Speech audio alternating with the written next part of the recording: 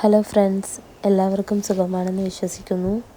അപ്പം ഞാനിങ്ങനെ ഇവിടെ ഈ ഒരു വീഡിയോ ആയിട്ട് വരാനുള്ള കാരണം എന്താണെന്ന് വെച്ച് കഴിഞ്ഞാൽ, എന്നോട് ഒത്തിരി പേര് കമൻ്റായിട്ട് ചോദിച്ചിട്ടുണ്ട്, ചേച്ചി എങ്ങനെയാണ് സ്റ്റോറി എഴുതുന്നത്, അല്ലെങ്കിൽ ഇങ്ങനെ തീം എവിടെ നിന്നാണ് കിട്ടുന്നത്, അല്ലെങ്കിൽ വേറെ ആരുടെയെങ്കിലും സ്റ്റോറി ചേച്ചി എടുത്ത് വോയിസ് കൊടുത്ത് ഇടുന്നതാണോ, അങ്ങനെ ഒരുപാട് കമൻറ്റ്സ് ഞാൻ കണ്ടു.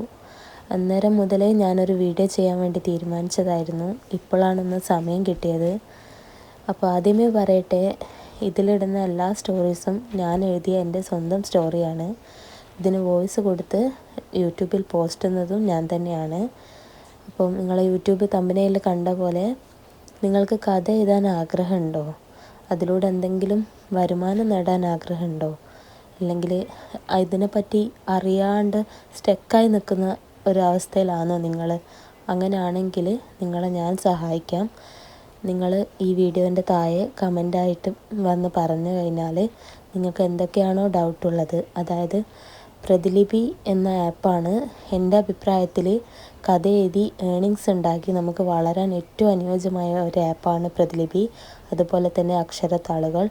ഈ രണ്ട് ആപ്പിനെ കുറിച്ച് നിങ്ങൾക്ക് എന്തെങ്കിലും അറിയാനുണ്ടെങ്കിൽ, ഈ ആപ്പിലൂടെ കഥ എഴുതുന്നതിനെ പറ്റി, പോസ്റ്റ് ചെയ്യുന്നതിനെ പറ്റി നിങ്ങൾക്ക് എന്തെങ്കിലുമൊക്കെ അറിയാനുണ്ടെങ്കിൽ നിങ്ങൾ ഈ വീഡിയോൻ്റെ താഴെ കമൻ്റായിട്ട് ചെയ്ത് കഴിഞ്ഞാൽ ഞാൻ നിങ്ങൾക്ക് റിപ്ലൈ തന്ന് നിങ്ങളെ സഹായിക്കാവുന്നതാണ്.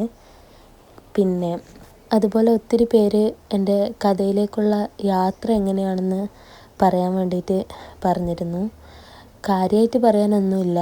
ഞാൻ ചെറിയ കാലം മുതലേ, അതായത് കുഞ്ഞിലേ മുതലേ വായന എന്നത് ഒരുപാട് ഇഷ്ടപ്പെട്ട് നടന്ന ഒരാളാണ്. എന്ത് ബുക്സ് കിട്ടിക്കഴിഞ്ഞാലും ഞാനത് വായിച്ച് അങ്ങനെ അങ്ങ് ഇരുന്ന് പോകും. ആ ഒരു പ്രകൃതമാണ് എനിക്ക്.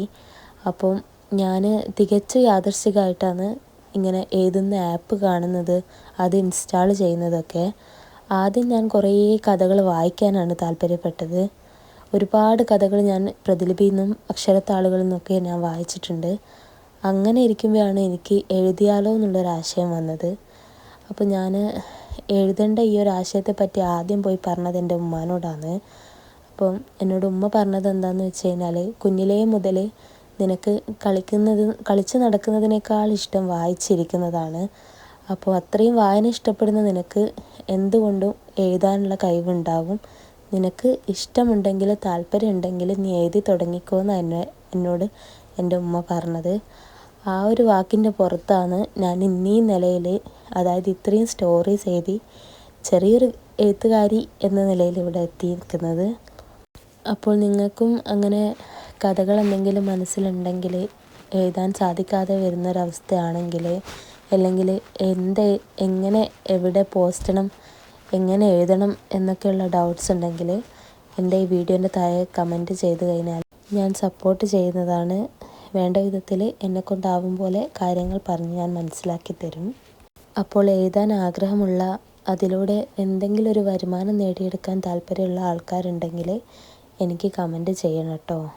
അപ്പോൾ ഇന്നത്തെ വീഡിയോ ഇത്രയേ ഉള്ളൂ. ബാക്കി നമ്മുടെ പെൻഡിങ് ആയിട്ട് കിടക്കുന്ന സ്റ്റോറീസൊക്കെ ഞാൻ നാളെ മുതൽ പോസ്റ്റ് ചെയ്യുന്നതായിരിക്കും. എല്ലാവരും സപ്പോർട്ട് ചെയ്യണേ. ബായ്.